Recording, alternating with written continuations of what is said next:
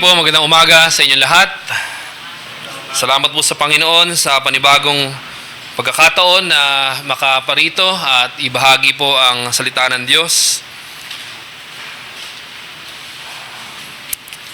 Tayo po ay magbubulay-bulay sa salita ng Diyos na ating po nabasa kanina sa Hebrews chapter 13 verses 1 to 6. At ang sermon po nito ay pinamagatang Faith Working Through Love. The title of our sermon this morning is Faith Working Through Love.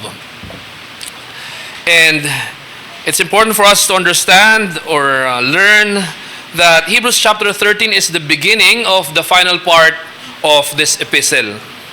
And it will do us well to remember that prior to Hebrews 13 verse 1 ay malinaw na ang context po nito ay yung pagpapaalala sa atin na tayo'y ginawa ng Diyos ayon sa kanyang biyaya bilang tagatanggap o tagapagmana ng kanyang kaharian sa pamamagitan ng ating Panginoong Kristo. Kaya naman ngayong umaga, dalangin ko po nawa makita natin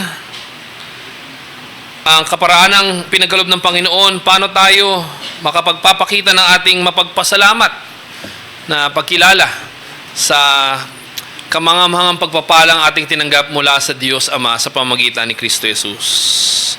Kaya naman, it is my joy to bring to you this truth of God's Word sa Hebrews chapter 13 verses 1 to 6. Nawa mapalalahanan po tayo mga kapatid na ang ating Diyos na ginawa tayong tagapagmana ng kanyang kaharian ayon sa kanyang biyaya sa pamamagitan ng pananampalataya kay Kristo Jesus ay ipagkakalob din sa atin ang lahat ng ating kailangan ayon sa kanyang biyaya nang maipakita natin yung ating mapagpasalamat at pag-ibig sa kanya at sa bawat isa, hindi lamang sa salita kundi maging sa gawa.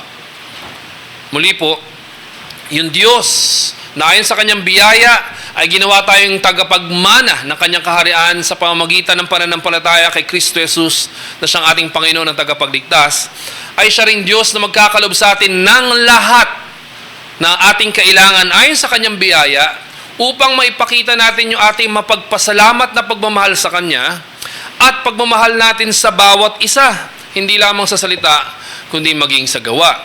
Our Lord, who graciously made us recipients of His kingdom through faith in Christ Jesus, shall also graciously meet us with everything we need to gratefully love Him and one another, not only in word, but also in deed.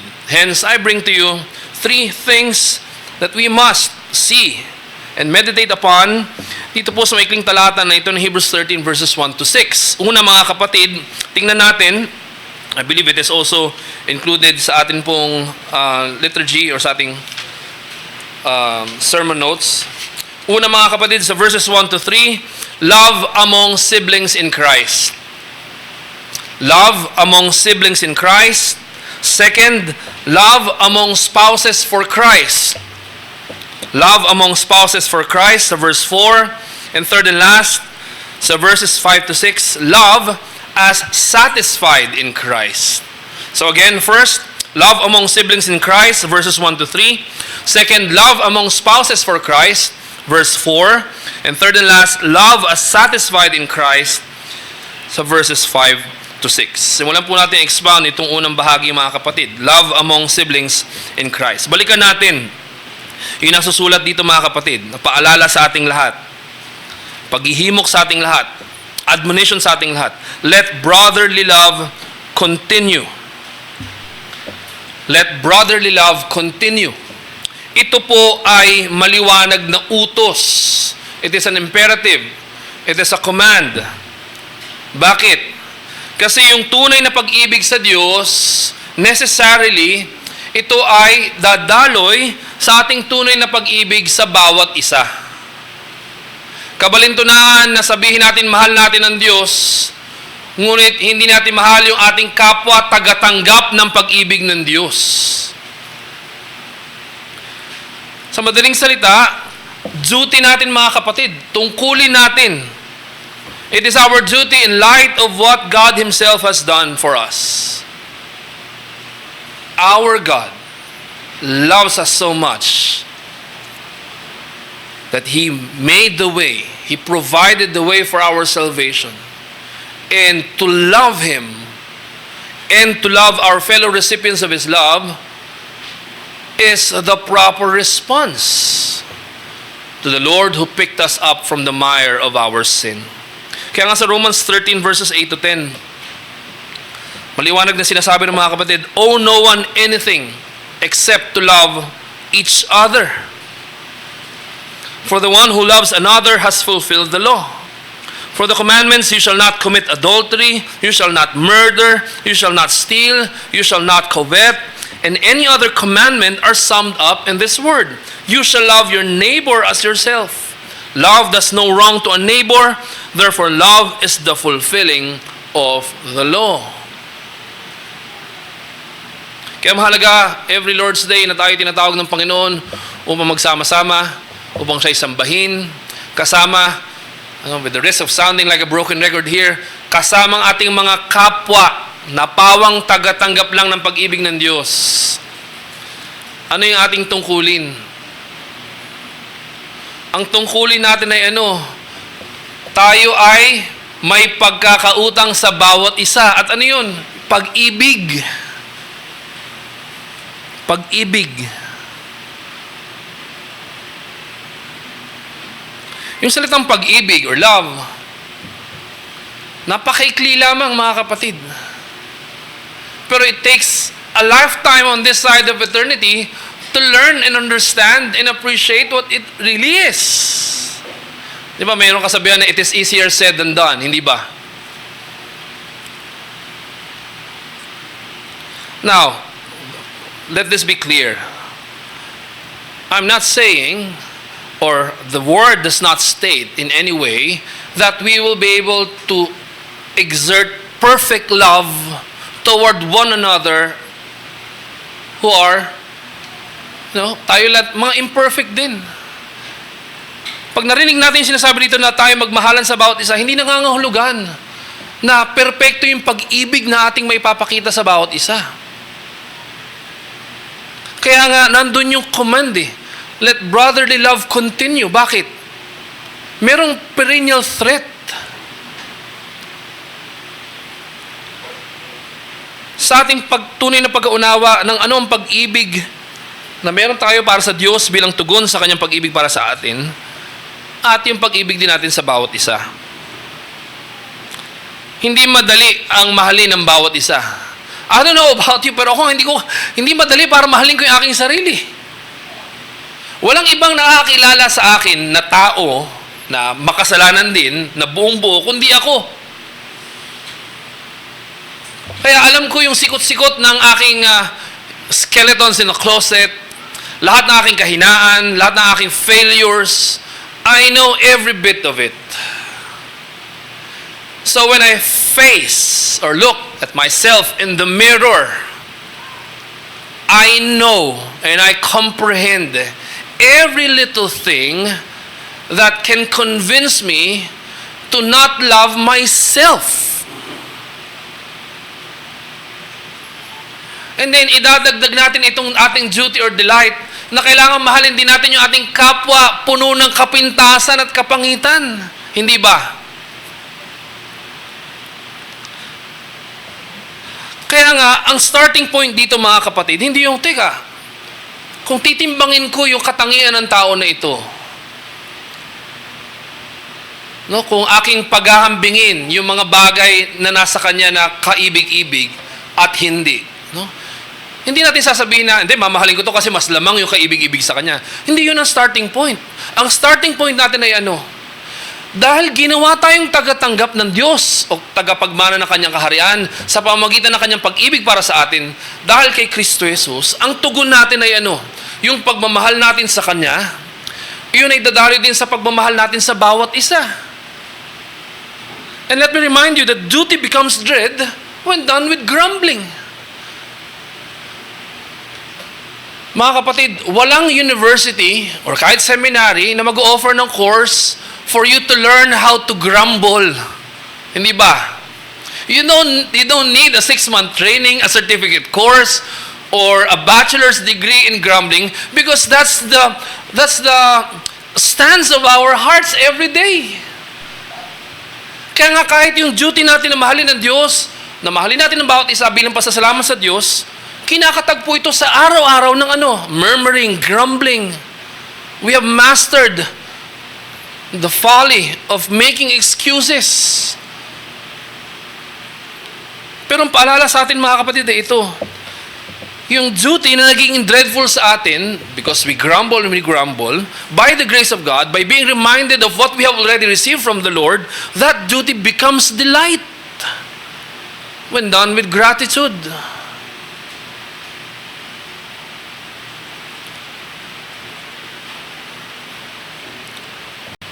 Kaya mahalagang paalala sa atin mga kapatid, yung pag-ibig natin sa mga kapwa, magkakapatid kay Kristo Jesus. It is our delightful duty.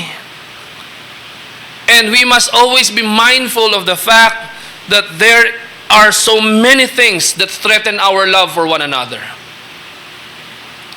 Kaya kailangan maging mapagmatyag tayo. We must be vigilant. We must be watchful against anything that will hinder our love for one another. Marami yun. Pero dahil laging kulang ang oras ko pag nag-preach ako dito, at hindi naman nagkukulang inyong pasensya bilang inyong pagmamahal sa akin, i-highlight ko isa lang. No? If there's one threat that I may highlight, yun yung perennial threat against love among siblings in Christ. Ano yun? Yung redefining of what love really is.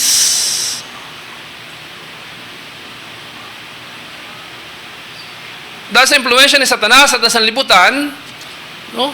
If we are not watchful, we become victims of Satan's ploys. At anong ginagawa natin? Nire-redefine natin kung anong pag-ibig. And how do we redefine love? Let me mention a few things. We redefine love by making love as something that we must do only when we benefit from it. Hindi ba? Ang tanong natin lagi, ano bang meron sa akin dyan? Pero hindi yun ang pag-ibig. Hindi yun ang pag-ibig. Paano tayo pinapalahanan ng Panginoon sa pag-ibig? 1 John chapter 4, verses 19 to 21. We love because He first loved us. It is not the case that we love because there is an advantage or benefit for us. No. We love because He, God, first loved us. If anyone says, I love God and hates his brother, he is a liar. For he who does not love his brother whom he has seen cannot love God whom he has not seen. And this commandment we have from him, whoever loves God must also love his brother.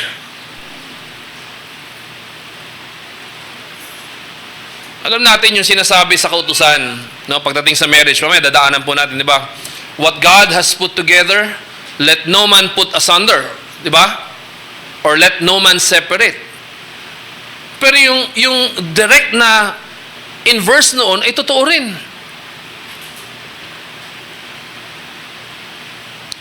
Hindi natin pwedeng ipaghiwalay yung pag-ibig sa Diyos at yung pag-ibig sa kapwa tagatanggap ng pag-ibig ng Diyos. And no wonder, dito sa verse 2, yung admonition sa atin dito, na dahil minahal tayo ng Diyos Ama, at ito'y pinakita niya in the grandest way by giving us His Son, our Lord and Savior Jesus Christ, who died in our stead.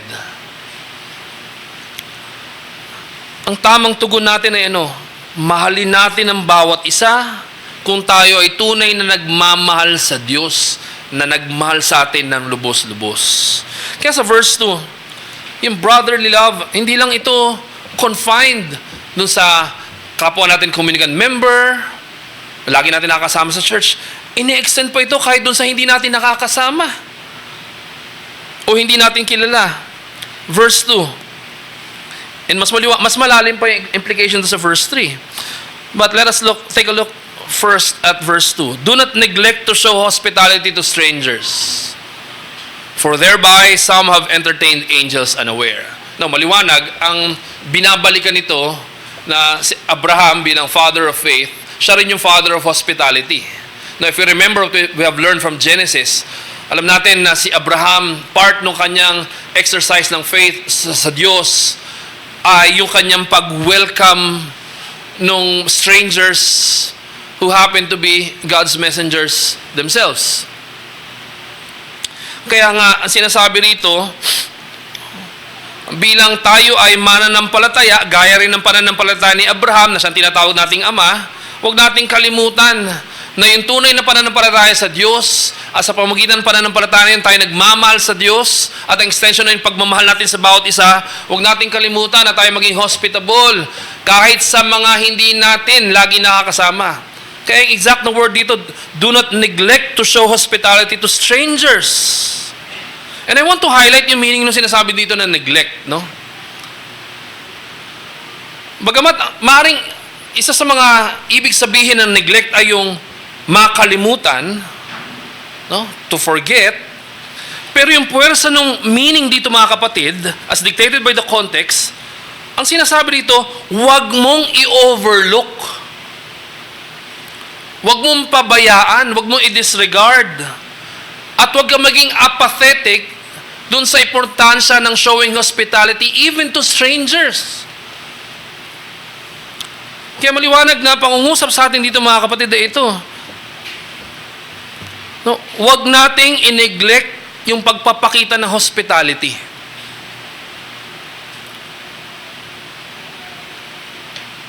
Let us not neglect showing hospitality, something that is actually really in front of our very eyes. Bakit? When we neglect hospitality, tandaan natin mga kapatid, when we neglect hospitality, it is always deliberate or intentional. Pakinggan nyo muli. It's not the case na, hindi kasi ako nagising eh. No, of course, meron tayo, may struggle tayo sa sleep or ano pa man. No, but be sure of this, no? When we neglect hospitality, it is always intentional. Now, I understand yung context ng bawat isa. Iba, malalayo yung bahay, no? Pero dapat, in one way or another, hindi man lahat ng members sa church, pakinggan nyo ito, mga kapatid, kahit pa sabihin nyo mga kabataan at wala pa kayong sariling pamilya, masasabi nating malaking kabalintunaan na ikaw ay communicant member sa church na ito, na kahit isang beses wala ka na welcome na kahit isang member sa church na ito patungo sa inyong tahanan. Hindi ba?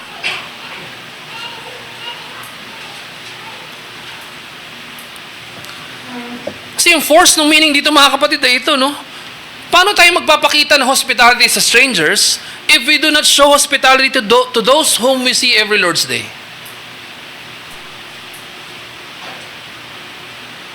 Alam niyo, mga kapatid, meron akong pinanggalingang church.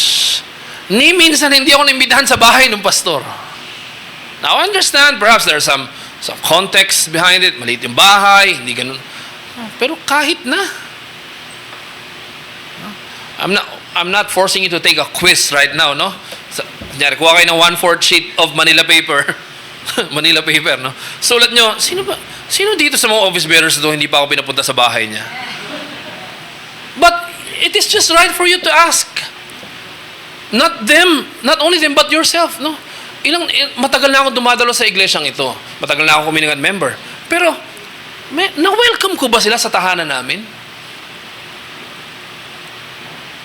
Kasi ang bigat ng admonition dito, mga kapatid, eh.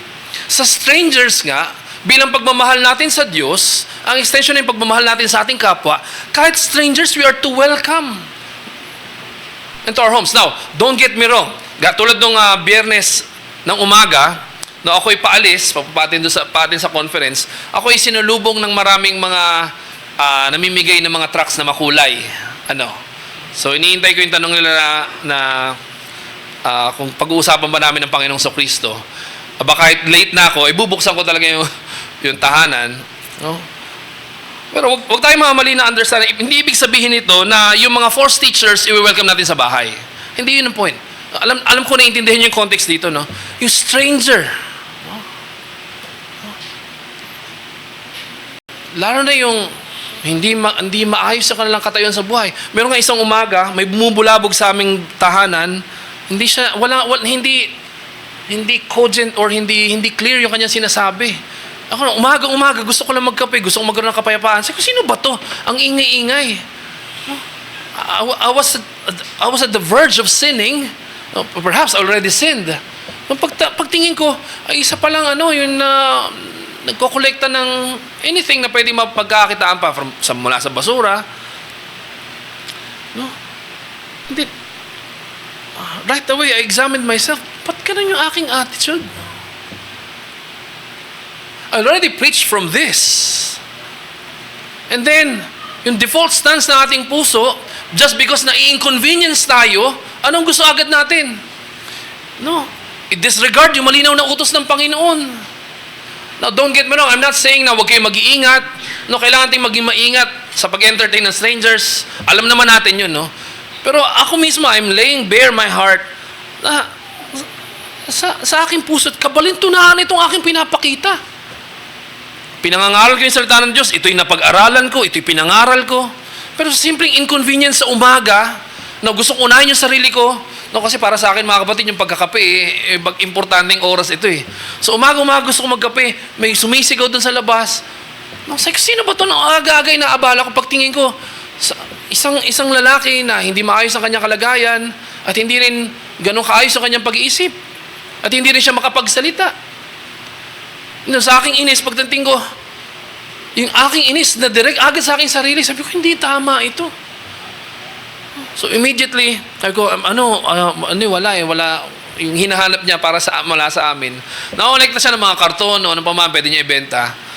No? Una, hindi ko maintindihan yung kanya sinasabi, pero ang mas hindi ko maintindihan, bakit ganun yung response ng puso ko na supposedly, dapat ang extension nun ay pagmamahal sa kapwa, dahil ako'y pawang taga-tanggap lamang ng pag-ibig ng Diyos.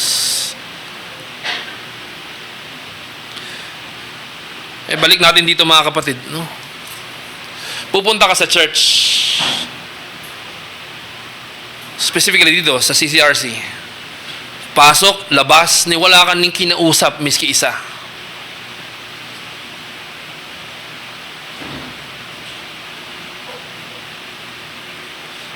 O yan, tinatanong ko, kapatid, kumusta ka? Okay lang. Okay lang lahat. Pero pag nag-ipon-ipon na lahat, ibabato na sa iyo. Sabi mo, wala kasi nangungumusta sa akin, wala kumakausap sa akin. Hindi tama yun. Tandaan natin, itong command na ito, hindi lamang para sa office bearers. Hindi lamang para sa matatanda. Para kanino? Para sa lahat ng mga tagatanggap ng pag-ibig ng Diyos. Kaya ito yung tanong paano tayo magpapakita ng hospitality sa strangers kung ating nineneglect yung napakalaking opportunity na meron tayo na ipakita yung hospitality na yun even sa context ng Lord's Day. Tandaan natin, maraming mga legitimate reasons kung bakit hindi lagi na posible na mag-welcome kayo ng tao sa inyong bahay. Kinikilala natin yun. It's not the case na every day, like 3 a.m., sabi ni Pastor Kirby, mag-welcome tayo. Hindi man pwedeng ganun. Hindi ba? So it's not always the case. No?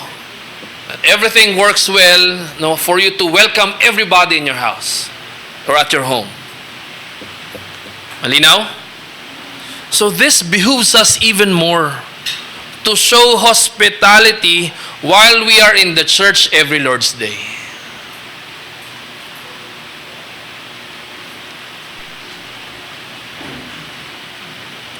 Yung pagpasok mo sa church, hindi ikaw ang sentro ng mundo. Hindi ba? Ang sentro ng mundo ay si Kristo Jesus.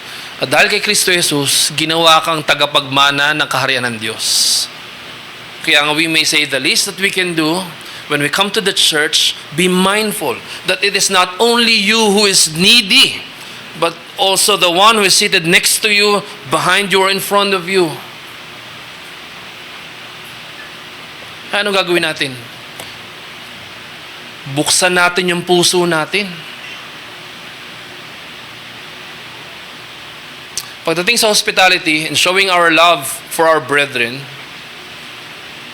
kahit buksan mo lahat ng pinto, ng bintana, pati exhaust fan, Pero kung yung puso mo hindi bukas, you will never be able to show hospitality driven by love. Kaya sinasabi mo, Pastor Kirby, hindi ako pwedeng lagi mag-welcome sa bahay. Yes, granted. Simulan mo dito sa church. Wag mong hintayin na ikaw laging unang babatiin. Ikaw na mismo. If you are cognizant of what Christ has done for you, that the Father has made you recipient of His love, buksan mong yung puso. The moment that you arrive here, anong yung magiging resolve? I welcome my brothers and sisters in Christ who are fellow recipients of God's love. At ito din naman mga kapatid, no? Do not deprive your brethren their opportunity and privilege to show hospitality to you. Why? Maraming mga tao, maraming mga nanampalataya, they are very okay with doing this for others. Pero pag gagawin na ng iba para sa kanila, ayaw na nila. It must be two-way street mga kapatid. Kaya kung naiintindihan natin yung admonition ito ay para sa ating lahat, hindi pa pwedeng ikaw lang makakatupad nito. Kailangan buksan mo rin yung puso na may exercise na yung kapatid na nagbubukas ng puso para sa iyo, ipakita ang pag-ibig na ito mga kapatid. Yung simpleng pag-abot ng plato, no? Kunyari, mamaya sa ating time of enjoying God's blessings together, yung simpleng gesture ng pag-aabot nito, doing this or that, if it is done with love, that's pleasing to the Lord. That's an expression of our love for one another, rooted or flowing from God's love for us.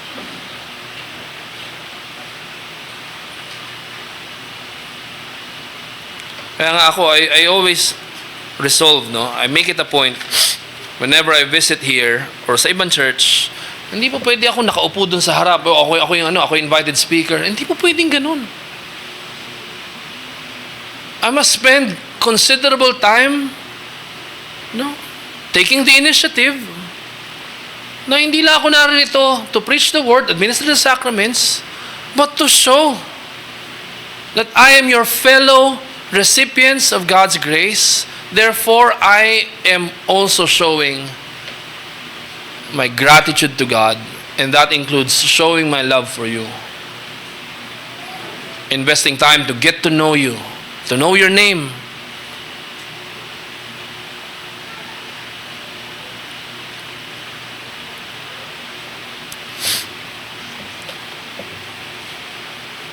Kaya yung iba, magtataka sila, hindi naman ako makakonect dun sa parang I never felt connected, with the people in that church. Alis ka nang alis eh. Late ka darating, mauna ka nga alis. Pag sinabing kain tayo, okay lang. Ano sagot yung okay lang? Kami mga kapatid, pag tinanong nyo kaming kain, ang sagot ko, nasan yung plato? O kaya, kain tayo, let's pray. Minsan nagugulat yung mga binibisita namin, tara pastor, kain tayo. I understand it's in customary na pagyaya lang. Pero ginugulat ko sila na, tara po, let's pray. Kasi napapatingin sila na, wala talaga. Wala mo i-offer. Di ba? Tara pastor, kain po tayo. Di ba? Hindi, okay lang po. Ako sagot ka, sige po, let's pray. Kaya papatingin sila na, teka, wala. Kaya di ba, if we have something right to say it the right way. Now, don't get me wrong. Hindi ibig sabihin na mag-pretend tayo. Kung wala talaga, di wala. Okay lang yun. Hindi naman lang doon sa food, yung oras. Kaya minsan sinasabi namin sa aming mga kapatira na bibisitahin, at alam naman natin, no, tungkol natin bilang office bearers, to know yung, syempre, katayuan nating kapatid na bibisitahin. Sa halip na maka-burden, din tayo magdala.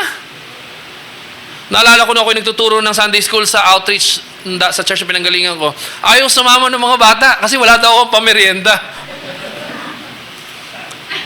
Kaya sabi ko, Lord, pagpalain mo ako nang magkaroon din naman ng maibabahagi. Kaya I resolved, no, by the grace of God, no, I determined na Pinawanan ko sa akin, misis, no, pag ako pag nagpastor, yung tahanan natin, expected yan, magiging bukas sa lahat ng members sa church. At kahit hindi nga pa members sa church. Kaya mainam din na magandang practice, no, sa US, no, sa mga Reformed churches doon, na pag may bisita, automatic yun. May naka-assign na elder. No, sana nga ganun din yung setting sa atin dito na madaling umuwi. Sa kanila doon, maluwag yung kalsada, lahat may sasakyan. Pag wala kang sasakyan, magtatanong talaga eh. So, yung automatic yun, yung visiting family, naka-assign agad yun sa pastor o sa isa sa mga elders. Dadalhin sa bahay, doon magla-lunch. Alam ko, iba yung katayuan natin dito sa Pilipinas, pero magandang asamin, hindi ba? Bakit? Kasi yun yung pagkakataon natin na ipakita yung ating pag-ibig na application ng ating pinipreach o tinatanggap as ministry of the word. Bago ko maubusan ng oras sa tyranny of the first point. Verse 3. Ano sabi dito? Remember those who are in prison, as though in prison with them, and those who are mistreated, since you also are in the body. Hindi ito yung mga bilanggo sa pag-ibig, ha? Literal ito. And in fact, yung makikita natin sa verse 3, inuulit lang yung sinasabi sa Hebrews chapter 10, verses 32-34. Alalahanin nyo. Now, let me read what is exactly written here. But recall the former days when, after you were enlightened, pagkatapos silang sumampalataya kay Kristo Jesus, you endured a hard struggle with sufferings, sometimes being publicly exposed to reproach and affliction, and sometimes being partners with those so treated. For you had compassion on those in prison, and you joyfully accepted the plundering of your property, since you knew that you yourselves had a better possession and an abiding one. Ano yun? The kingdom that cannot be shaken. Kaya tinutuloy lang yung admonition dito, mga kapatid, ng writer ng Epistle to the Hebrews. Tandaan ninyo, ano na yung tinanggap nyo mula sa Diyos. Kaya huwag niyong kalimutan ang inyong mga kapwa, tagatanggap o tagapagmana ng kaharian ng Diyos na sa kasalukuyan ay nabilanggo alang-alang sa pananampalataya. Yung mga naghihirap, yung mga nagbabata, yung dumaraan sa samot-saring mga pasakit, alang-alang sa pananampalataya kay Kristo Jesus. Alalahanin niyo sila. Alalahanin. Hindi ibig sabihin, ay, nakulong pala siya. Hindi ganun. Hindi. May mga kapatid tayo. Meron tayong mga kabahagi sa katawan ni Kristo who share the same faith but not the same freedom.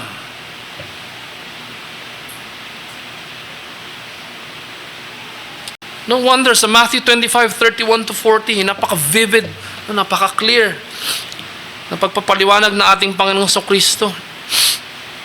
When the Son of Man comes in His glory and all the angels with Him, then He will sit on His glorious throne. Before Him will be gathered all the nations, and He will separate people one from another, as a shepherd separates the sheep from the goats. And He will place the sheep on His right, but the goats on the left. Then the King will say to those on His right, "Come, you who are blessed by my Father, inherit the kingdom prepared for you from the foundation of the world. For I was hungry, and you gave me food. I was thirsty, and you gave me drink. I was a stranger, and you welcomed me. I was naked, and you clothed me. I was sick, and you visited me. I was in prison, and you came to me." Then the righteous will answer Him, saying, "Lord, when did we see you hungry and feed you? Or thirsty and give you drink? And when did we see you a stranger and welcome you, or naked and clothe you? And when did we see you sick or in prison and visit you?" And the King will answer them, "Truly, I say to you, as you did it to one of the least of these, my brothers, you did it to me." Ganito kahalaga, mga kapatid, yung ministeryo ng pag-alala at pakikipasan sa bigatin ng ating mga kapatiran na dumaraan sa kasalukuyan sa mga pagsubok na ito, maging yung kanilang pagkakapiit o pagkakabilanggo alang-alang sa pananampalataya kay Kristo Jesus. Ang ganda ng pagkakasulat ni Matthew Henry dito, mga kapatid. Those that are themselves at liberty must sympathize with those that are in bonds and adversity. As if they were bound with them in the same chain, they must feel the sufferings of their brethren. Now, I am not telling you that you will sensationalize everything or that it will be mere emotionalism. Pero mga kapatid, malaking kabalintunaan para sa isang taong nagsasabi siya ay mananampalataya ni Kristo Jesus, kabahagi sa katawan ni Kristo Jesus, at wala kang nadaramang kabigatan sa iyong puso, no, na alam mo na ikay may mga kapatiran kay Kristo Jesus na naghihirap, puno ng pasakit, to the point that they are imprisoned for the sake of the faith. Ang dali natin kasing mawala, mga kapatid. You know? It's easy for us to get lost with all our cares for the day, that we forget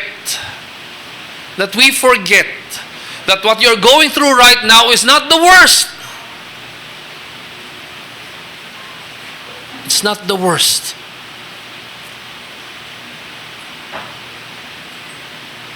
It's not the worst. Open your eyes, open your mind, open your heart. Be mindful and be aware of what's happening to our brothers and sisters in Christ throughout the world.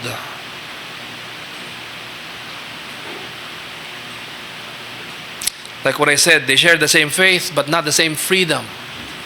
They share the same faith but not the same convenience that we have. Yes, we are convenient. For crying out loud. Coming from me, who hails from the paradise of Caloocan City. Ikumpara natin sa ating mga kapatiran na nasa ibang bansa. Minsan, aking ina-analyze sa aking sarili, no? May mga tao na kung ano mga sinasabi against me, against the ministry. And then sometimes, I respond in such a way na hindi congruent dun sa aking pinangahawakang kapayapaan. Then I remember. Kaya nga sabi nila ba, sticks and stones may hurt my bones, but not your words. Salita lang yung mga yun, post sa Facebook or what not.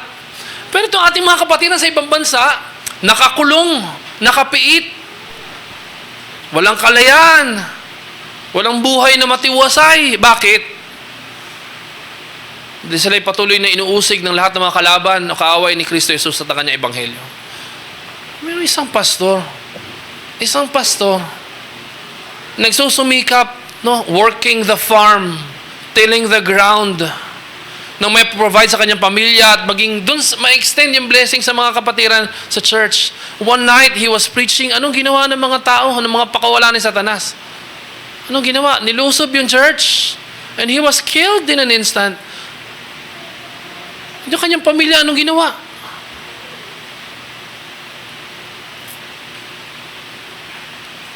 Lagi kong sinasabi sa ating mga kapatiran, hanggat malaya tayong i-express sa ating pananampalataya, malaya tayong pumunta sa isang lugar kung saan sama-sama tayong makakasamba sa Panginoon, malaya tayong ma-express yung katotohanan na ating pananampalataya, huwag nating sasayangin, huwag nating iti-take for granted. Bakit?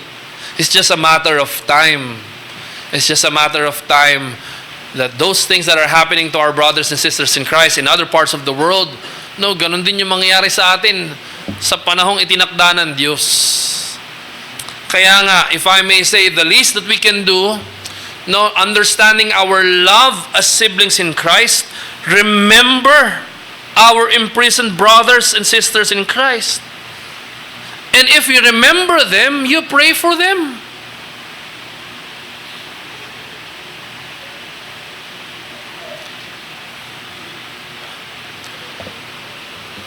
Itong aming anak, sa kanyang murang edad, tinuturuan na namin siya mag-pray. And it started with praying for the food, pasasalamat. Isang araw, dahil siya tuwan-tuwa sa slam dunk, kay Sakuragi. Sabi niya, nak, mag-pray ka na ng pagkain. Sabi niya, Lord, thank you po. Nalaro kami ni Sakuragi. I'm not saying innocent, pero very sincere. Pero talagang, Tapos hindi, mapupuri mo yung pagkain. Lord, thank you po sa food. In Jesus' name, amen. Yun palang inuunawaan niya eh. I must ask myself and you as well. When was the last time that we prayed for our persecuted brothers in Christ?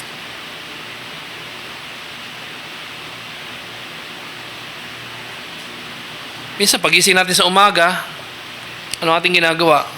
Of course, we pray for God's direction for us, provision, protection. And so let us be thankful, no? Na every Lord's Day na ginigather tayo natin, Panginoon, we pray not only for ourselves, not only for our respective local church, we have also the opportunity to pray for other churches in other parts of the world. It's the least that we can do to show how grateful we are to God for making us as fellow recipients of His kingdom. Ayun, pag-ibig mga kapatid. Pag-ibig. Love among siblings in Christ. Kung tayo ay mananampalataya ni Kristo Jesus, tayo ay ginawang tagatanggap ng Diyos ng kanyang pag-ibig, ang maging mapagpasalamat nating tugon ay pag-ibig sa Diyos at pag-ibig natin sa ating kapwa mananampalataya. Hindi lamang dito sa particular na kongregasyon na ito, kundi maging sa ibang mga mananampalataya sa ibang iglesia. At kasama sa pag-ibig na yon ay yung paglilingkod sa bawat isa. And when we say that we serve one another, ang ibig sabihin nun ay hindi yung ating sariling interest lamang yung nakapronta sa atin. Ang iniisip natin ay ano kaya yung para sa ikabubuti ng aking kapwa? Even if it means that it will be inconvenient for me.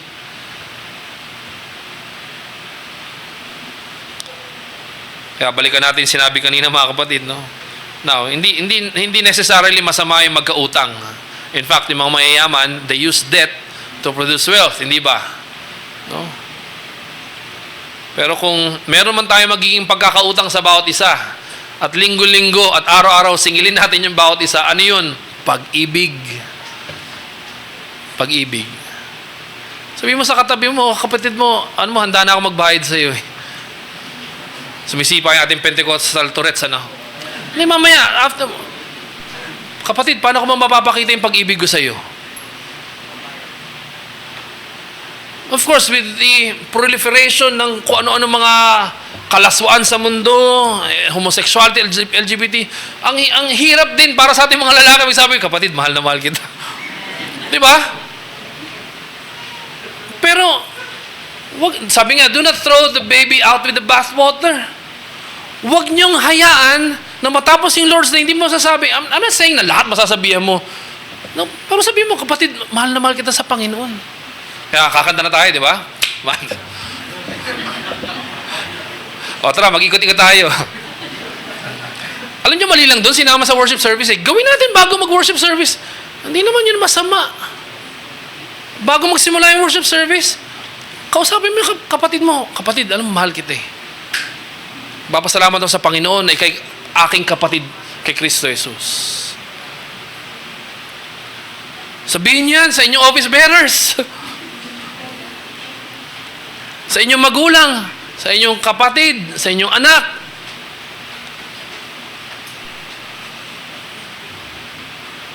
Sabihin mo, kapatid, mahal kita sa Panginoon. Kaya huwag kang absent pag Lord's Day. Huwag kang late. Huwag kang alis na maaga. Pag kinausap ka, sumagot ka din. Di ba? Kasi mahal kita sa Panginoon eh. At itong pagmamahal ko sa iyo, kasiyahan ko na gawin ito. Kasi ako ginawa rin lang tagatanggap ng pag-ibig ng Diyos.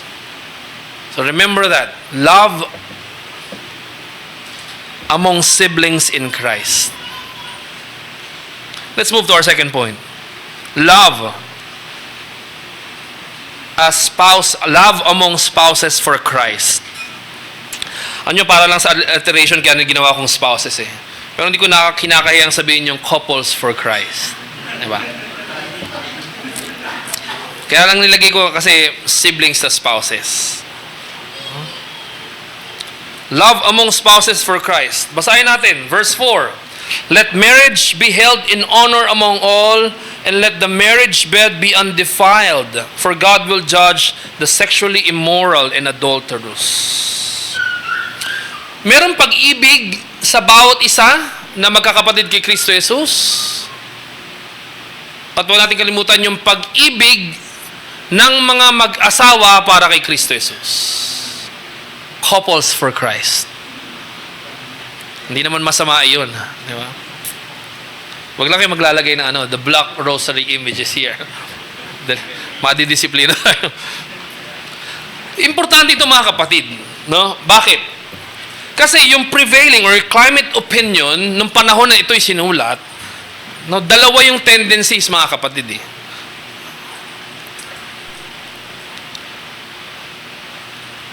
Yung yung hindi extreme, no, pero maling response pagdating dito ay nung panahon na iyon, yung mga threats sa marriage or institution of marriage ay lalo sa Greco-Roman culture, expected na meron kang mistress.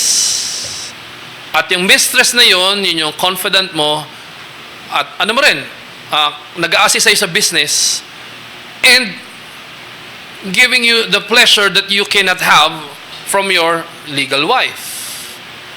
Normal yun, quote-unquote, normal yun sa kanila. Sa isang banda naman, yung asceticism naman. Yung tingin naman sa pag-aasawa ay nakahahad lang naman sa paglago sa buhay espiritual. Yung dalawang bagay na yun ay mali. Dapat i-reject. Ang dapat tanggapin natin yung sinasabi ng salita ng Diyos ay honor natin yung marriage. We must hold in honor yung marriage na binigay ng Diyos.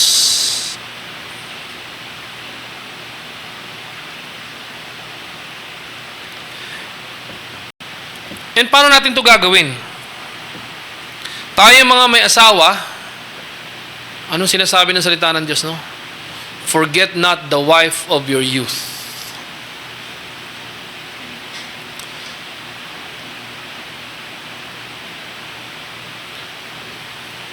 Kabi-kabila ay narinig natin mga balita sa mga prominent church leaders na nahuhulog sa temptation.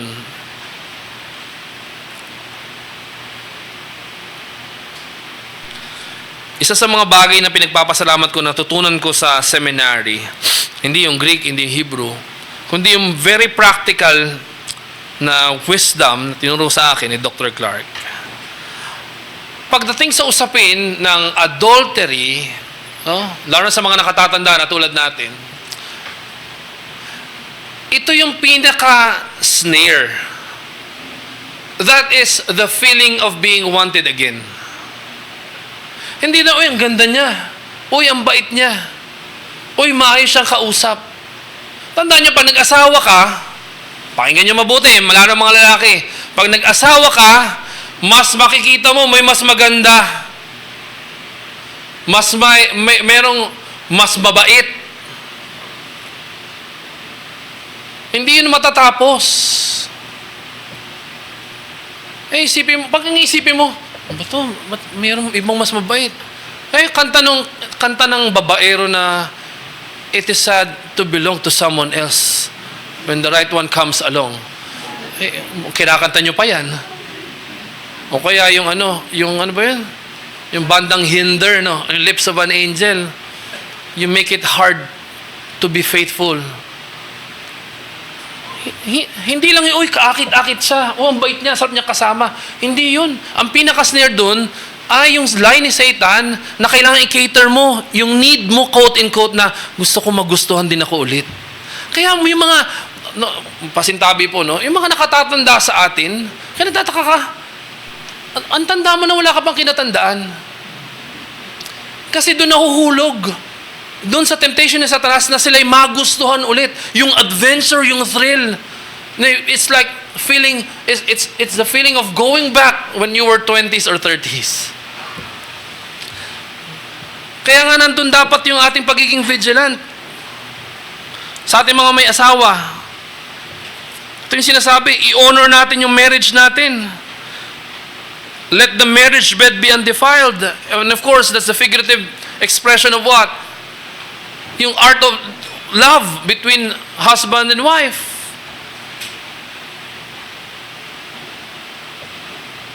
Kung ikay may asawa, huwag ka na maghanap pa ng iba bukod sa iyong asawa. At kung ikay wala pang asawa, huwag mo sabihin malaya ka. Hindi ka malaya.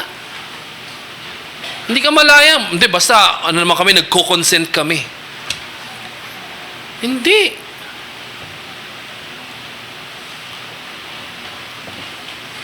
Kung ikaw ay tagatanggap ng kaharian ni Kristo Jesus, ng Diyos, ito ang iyong mapagpasalamat at tugon. Kung ikaw may asawa, mahalin mo ang iyong asawa. Gawin mo ang lahat to honor her, or sa mga ating mga kapatid na wives, to honor him. Kung ikaw wala pang asawa, gawin mo ang lahat para maghanda ka for biblical marriage. Pursue biblical marriage.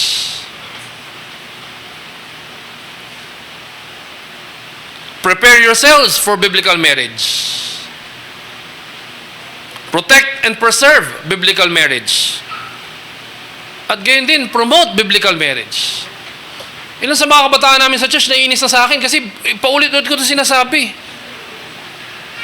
Ano layunin mo sa buhay? Ang layunin mo ay ano? Ipanalangin sa Diyos na ikipagpalain, na ikipagkaluban ng iyong makatutuwang. At sa pamilya na ipagkakalab sa iyo ng Panginoon, that marriage will be a picture of what? The grace of God for us through the gospel of our Lord and Savior Jesus Christ.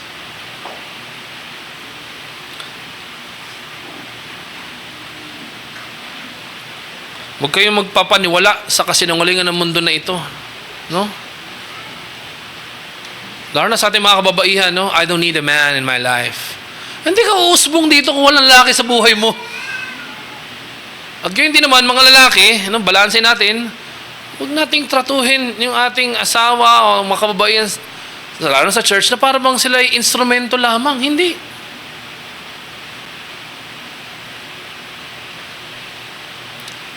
Yung pag-ibig natin sa Diyos, bilang pasasalamat sa Kanya, at yung necessarily outflow nun ay pag-ibig sa bawat isa.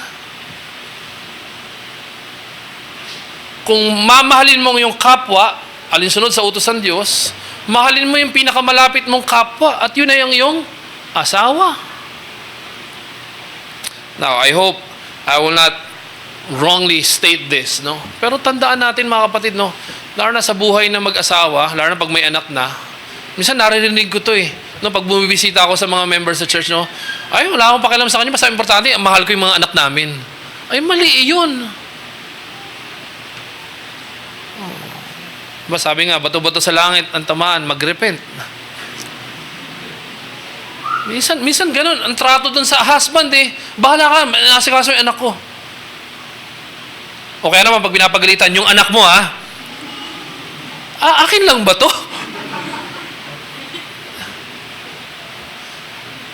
Ito pa mga kapatid, nabanggit ko to when I preached this in the past, no?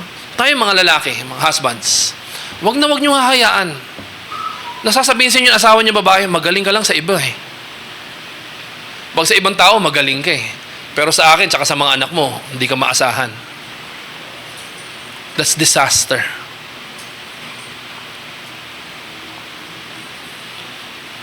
Hindi ko naman kailangan paliwanag pa ito ng gusto Alam naman natin ito Diba, may mga asawang lalaki, pag may kailangan nyo kailang barkada, o kaibigan, o fellow member, church member, mabilis pa sa alas 4. Pero pag sa asawa, sa mga anak, wala. And one thing for sure, that's not the way to honor marriage.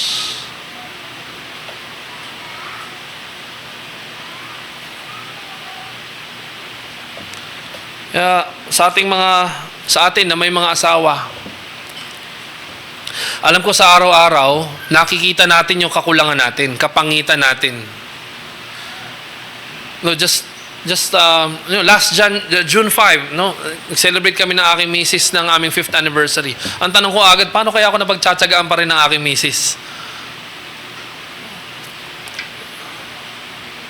I'm not saying every day I'm able to do this perfectly. No, but I'm grateful that from time to time I am reminded that I am blessed beyond measure by God through what He has given to me, my beloved wife. And I say this without any hesitation. I will never be able to do all that the Lord has allowed me to do in the ministry if not for the assistance and support of my wife. Kaya nakalulungkot, no, gawa na aking kahinaan, kasalanan, may mga times na yung aking frustration and exhaustion in the ministry na vent out ko sa aking misis. And that's unfair. Hindi ba? Yung iba, ang asawa, ang galing sa office. Di ba? Yes sir, yes ma'am. Pagdating sa bahay, doon ibinubuhos yung galit. Tama ba yun? Hindi. That's not the way that you hold marriage in honor.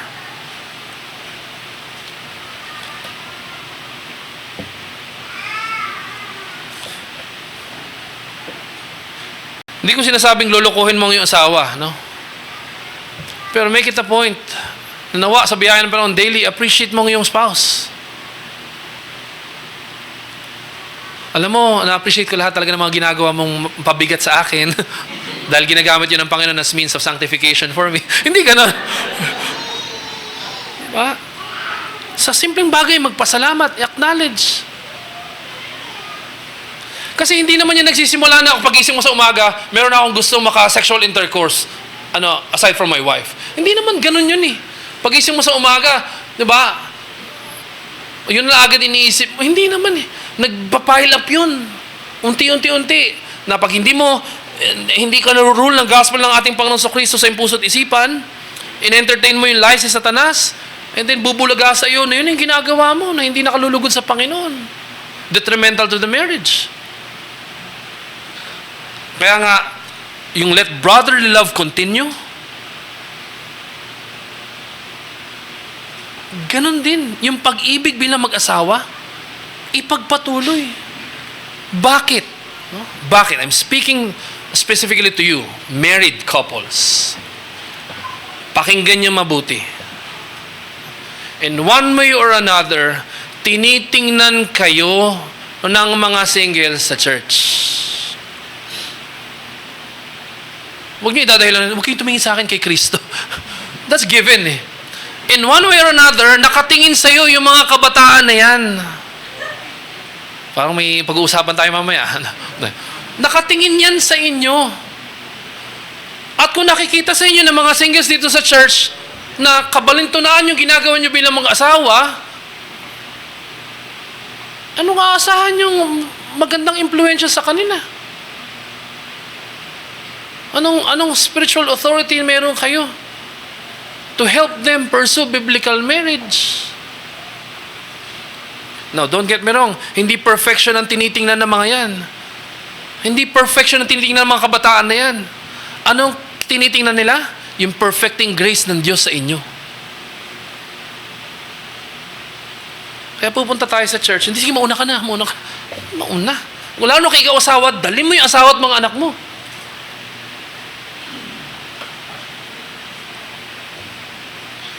Doon sa loob ng tahanan, no, sa kabila ng ating mga kahinaan, kakulangan sa araw-araw, sa loob nating tahanan, no, ma-foster yung pag-ibig ng Diyos na hindi lang ikaw ang tumanggap, kundi pati yung spouse mo, pati yung mga anak. Kaya nga, ganun din mga kapatid, as I said, no, ay mga kabataan, huwag kayong masisway ng masamang impluensya ng sanlibutan na ito na nakikita nyo sa social media. Ang tingnan nyo, Ebanghelyo ni Kristo Jesus being applied in the lives of your fellow recipients of God's grace. Huwag tayong mailusyon o huwag tayong mahulog nun sa delusion na lahat ng bagay aayon sa ating kagustuhan. Ang hanapin natin ay Yung biyaya ng Diyos para sa inyo. Ipanalangin natin, Panginoon, sa iyong biyaya, ipagkaloob mo sa akin ang iyong tinalaga na makatutuwang ko panghabang buhay. Tapos hindi ka kakanta ng open the eyes of my crush, Lord. Hindi ganun. Open your heart that the people in the church may see that you are a man or a woman preparing and pursuing biblical marriage. Kung laging ang late sa church, ano aasahan sa'yo ng babae? Sabi sa'yo, kapatid, mag-pray ka. Ikaw parang lulubog. Hindi ka makapag-pray. Paano mo poprotektahan niya pag may snatcher sa labas? Huwag kayo magpadala dun sa nauuso ngayon na... Tandaan nyo, yung effeminate, kasalanan yan, ha? Hindi naman po ako, effeminate lang. Kasalanan yan. Lalaki, babae, babae.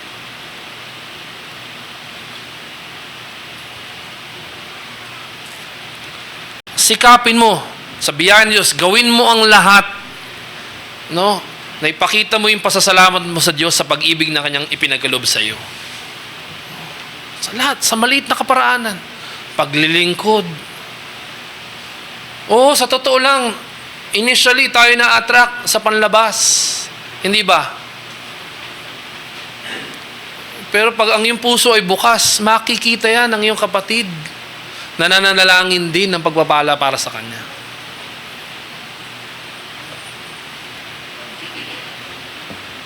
Pero kung hinahanap natin yung instant gratification or yung being influenced by what this world dictates, huwag na nating asahan. Huwag na nating asahan. Kailangan lagi tayo makorect by the gospel of the Lord. And that, I know I don't have much time. No. Before I get to the third point, yung maliwanag yung sinasabi sa 1 Corinthians 6 verses 18 to 20. Flee from sexual immorality. Every other sin a person commits is outside the body, but the sexually immoral person sins against his own body. Or do you not know that your body is a temple of the Holy Spirit within you, whom you have from God? You are not your own, for you were bought with a price, so glorify God in your body. That's the reminder that we need every day, given the vast influence of social media unto us every day. Anyway, gaya na sinabi, iwan na po natin yan. Let's head to our third and last point. No, we have been reminded of love among siblings in Christ, love among spouses or couples for Christ. Third and last, love as satisfied in Christ. What do we mean by that? Sa verse 5, ano sabi? Keep your life free from love of money and be content with what you have. Sinabi ko na ito, ilang beses nang inulit-ulit, hindi ako mahihiyang ulit-ulitin. Ito yung katotohanan mga kapatid, left to our own, we do not only try to get all that we need and want, but also measure ourselves on the basis of what we have. This is true. The manifestation of our sinful flesh is our insatiable desire to need what we want, so much so that we don't want what we truly need.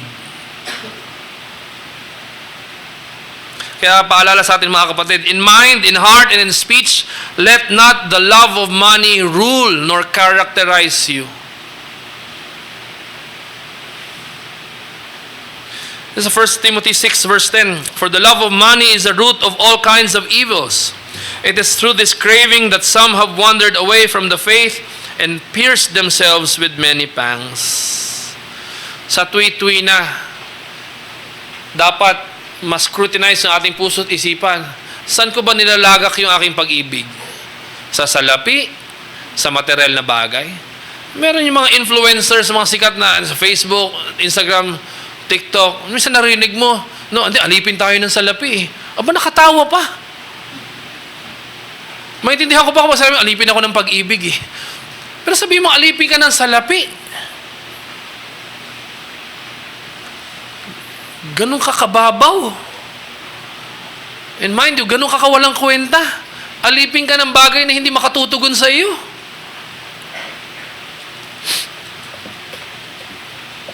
No, don't get me wrong. Hindi ibig sabihin to, ay huwag ka na mag-aasam ng ikauunlad ng estado ng buhay ng iyong pamilya. Ako bilang isang may asawa at may anak na, Sa araw-araw, no? Yun yung aking nire-resolve sa aking mind. Ang aking gagawin ngayon, paano ba ito makatutulong sa uunlad ng aming pamilya? Wala namang magsasabi dito, hindi, ang gusto ko yung maglakad na lang ako sa Caloocan papuntang Imus para pakita ko talaga yung aking piety. Walang gano'n. Siyempre gusto mo mag-drive na sasakyan at medyo mataas-taas para iwas baha, hindi ba? Hindi masama yung maghangad ng nararapat para sa pamilya at pagsisikapan mo at pagkakatiwala mo sa Diyos unang-una. Ang masama ay yung nilalagay na natin sa material na bagay, yung validation ng ating buhay. At yung mga hinahangad natin, yun ay nagkakarakterize sa atin.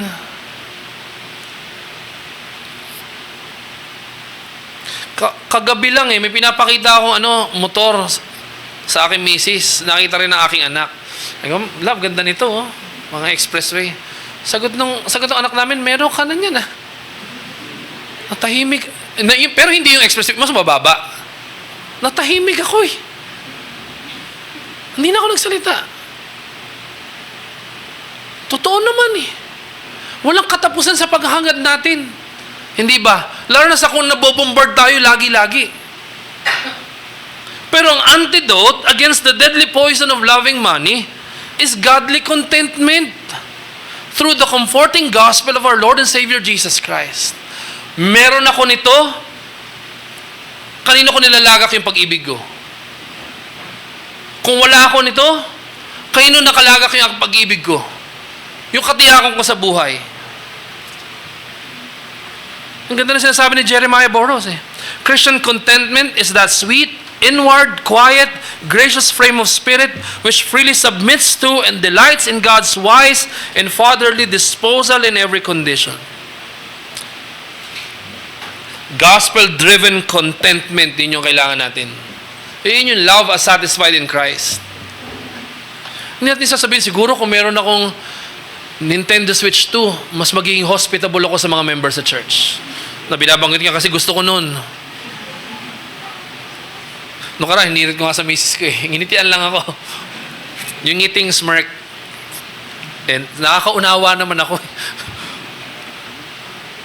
Siguro kung naka-BMW ako or Ferrari, hindi ako malilate sa church. Mas maaga ako makakarating para makapag-serve ako. Tsaka ma-welcome ko yung mga members sa church. Ay, alam naman natin, kalokohan na yun. Siguro kung mas madalas na makapag-travel, mas ma-heal ko yung aking inner child, nakalokohan. At para pagdating ko sa church, ready ako to be hospitable to them. Hindi ganun. Ang kailangan mo, gospel-driven contentment. Meron ako niyan o wala, safe and sound and secured ako kay Kristo. Gospel-driven contentment turns your mind, your heart, your eyes, your hands, your whole being to the right object of love, God and His people. Huwag mong mahalin yung salapi, hindi kanya kayang mahalin pabalik. Di ba? Mahalin mo yung Diyos. At mahalin mo yung bayan ng Diyos.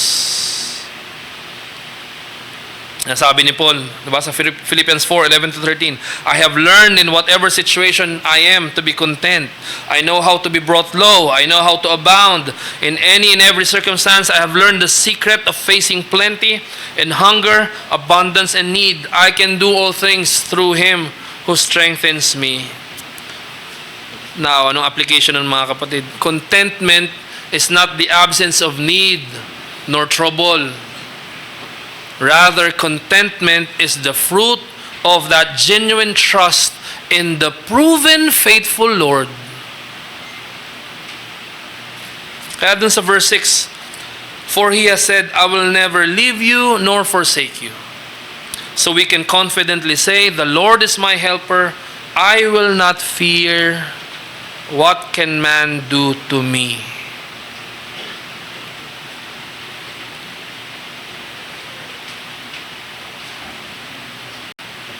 In closing, mga kapatid, ang ganda ng sinabi ng ating Panginoon through the psalmist in Psalm 75 verse 1. Sinasabi doon, kinakanta natin ito eh.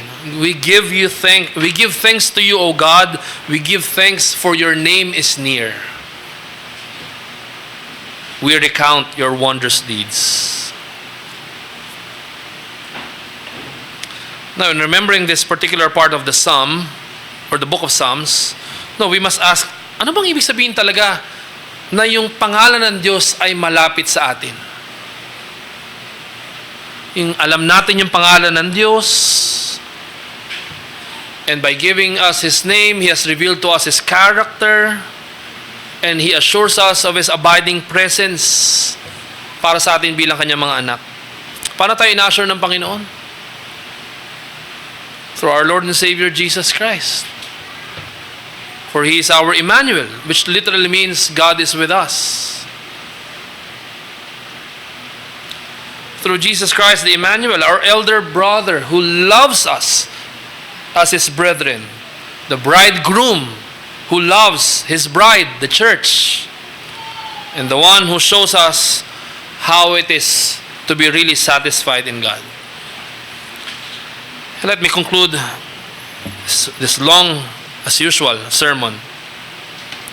Mga kapatid, bahagi ng pribileyo natin sa pagpunta sa church every Lord's Day ay yung opportunity natin na mahalin nating kapwa mananampalataya kay Kristo Jesus. And what do I mean by that? To be present in their lives. To rejoice with them. To grieve with them. To enjoy with them. To suffer with them. To triumph with them. Kaya napakalaking pagpapala, mga kapatid, para sa atin. Dahil ginawa tayong tagatanggap ng Diyos ng Kanyang kaharian, tagapagpana ng Kanyang kaharian, tayo Kanyang inibig, ibinigay sa atin ng ating Panginoong Kristo, na siyang ating Panginoon tagapagligtas. Yun ang tanong natin, ano bang pwedeng gawin ng tao sa atin? What can a mere man do to me? Yes, they may hurt, or what can mere men do to us? Yes, they may hurt us, they may kill us, they may steal from us, they may do everything. No?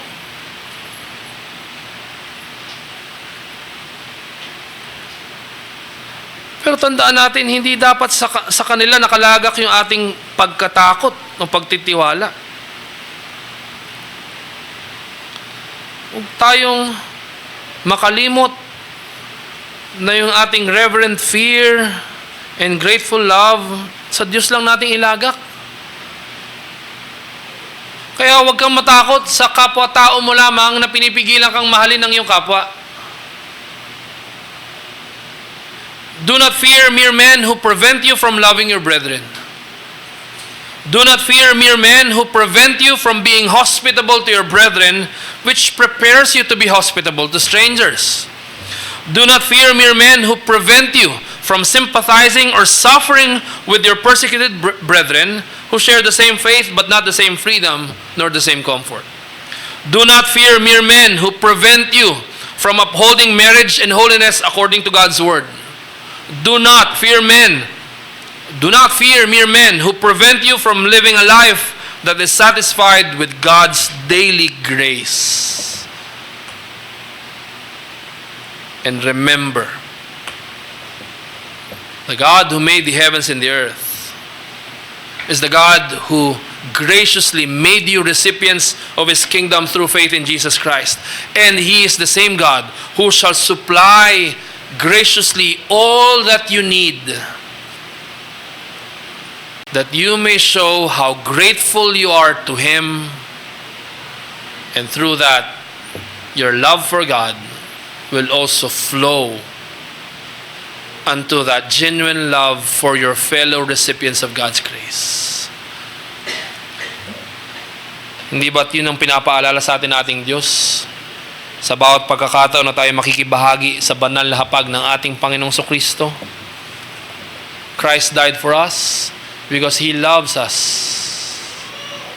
And as we await His return, we proclaim His death, His burial, His resurrection, His ascension back to heaven, His session at the right hand of God the Father Almighty. And we are to do that with that love for one another as fellow members of the body of Christ.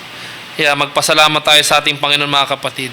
The faith that has been granted to us works out through love for one another.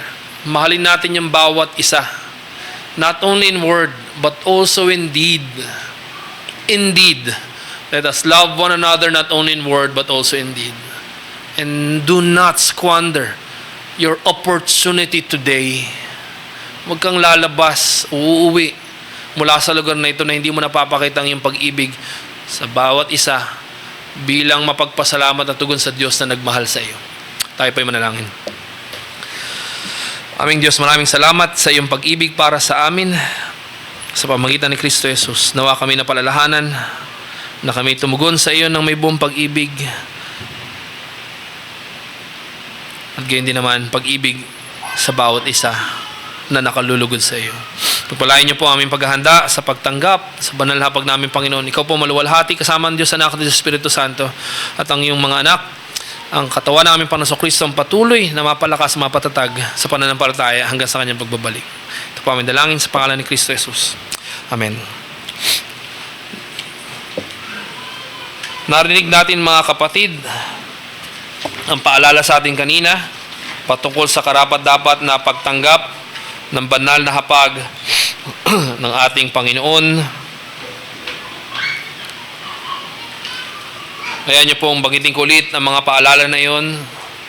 Ang communion of the Lord's Supper ay dinalaga ng ating Panginoon Kristo para sa kanyang iglesia. Kaya narapat nating alalahanin na ito po ay para sa lahat ng mga tunay na nagsisi sa kasalanan at nagpahayag na ng pananampalataya kay Kristo Jesus sa harapan ng Diyos at sa harap ng kanyang iglesia. Kaya naman, ito po ang paalala ng ating Panginoon Kristo. Whoever feeds on my flesh and drinks my blood has eternal life, and I will raise him up on the last day. For my flesh is true food, and my blood is true drink. John 6:54-55. Kaya yun naman ang aral na tinanggap ni Apostol Pablo at siya ring ipinagkaloob sa atin. 1 Corinthians 11:23-25. For the Lord Jesus, on the night when he was betrayed, took bread, and when he had given thanks, he broke it and said, "This is my body which is for you. Do this in remembrance of me."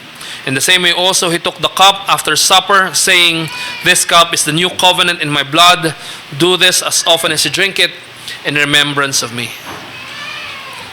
Bagamat nanatili pong tinapay at alak ang mga elemento na ito po'y pinasasakdal ng ating Diyos at inuugnay sa katotohanan na sinisimbolo ng mga elemento na ito. Kaya hindi natin pinagdududahan, sa halip buong kasiyahan sa ating puso na ating sinasampalatayanan na sa pagkain natin ng tinapay at pag-inom mula sa saro na ito, wala tayong ibang tinatanggap sa ating kaluluwa, kundi ang katawan at dugo ng ating Panginoong Kristo. Sa lahat ng hindi pa sumasampalataya kay Kristo Jesus, tayo po may palalahanan na ang banal na hapag na ito ay magdudulot lamang ng iba yung pag-uusig sa inyo. Kaya naman dalangin ko po, nawa kayo ay sa biyaya ng Diyos dumating sa tunay na pananampalataya kay Kristo Jesus. Huwag kayong mag-atubili, kausapin ang mga office bearers sa church na ito, mapaliwanag sa inyo anong ibig sabihin ng tunay na pananampalataya kay Kristo Jesus. Paalala din sa ating lahat, sa lahat ng mga nagpahayag na ng pananampalataya kay Kristo Jesus at kaanib sa iglesyang lokal na ito po ay hindi para sa mga mananampalataya na walang kahinaan o pinagkadapaan sa pananampalataya. In fact, ito'y pinagkaloob ni Kristo Jesus dahil alam ng ating Panginoon na tayo mahina sa pananampalataya, kailangan tayo mapatatag. Huwag nating hayaan ang ating mga failures o ating kahinaan ang humadlang sa atin sa pagtanggap sa banal na hapag na ito. Kaya naman mga kapatid, tanggapin natin ang maliwanag na katotohanan mula sa Diyos, nakalakip ng kanyang mapagpalang paglingap sa atin. Idinadagdag din ng Diyos ang katibayan ng kanyang pangakong kailanman hindi magmamaliw. Kaya aking mga kapwa, mga makasalanan, ngunit pinatawad ng Diyos ayon sa kanyang biyaya at ginawang tagatanggap ng kanyang kaharian, dinggin natin ang maliwanag na pagtawag ng ating Panginoon. Psalm 34 verse 8, "Taste and see that the Lord is good." Let us pray. Aming Diyos, kami nagpapasalamat sa biyayang handog mo sa amin sa pamamagitan namin Panginoon Kristo. Dalangin namin, O Diyos, na iyong pagpalain, basbasan ng mga elemento na ito. Pagpalain niyo po ang bawat isa ng sa gayon, sa buong pananampalataya at sa ministeryo ng Banal na Espiritu, ang aming tanggapin sa aming mga kaluluwa ay walang iba kundi ang katawan at dugo ng aming Panginoon at tagapagligtas na si Kristo Jesus.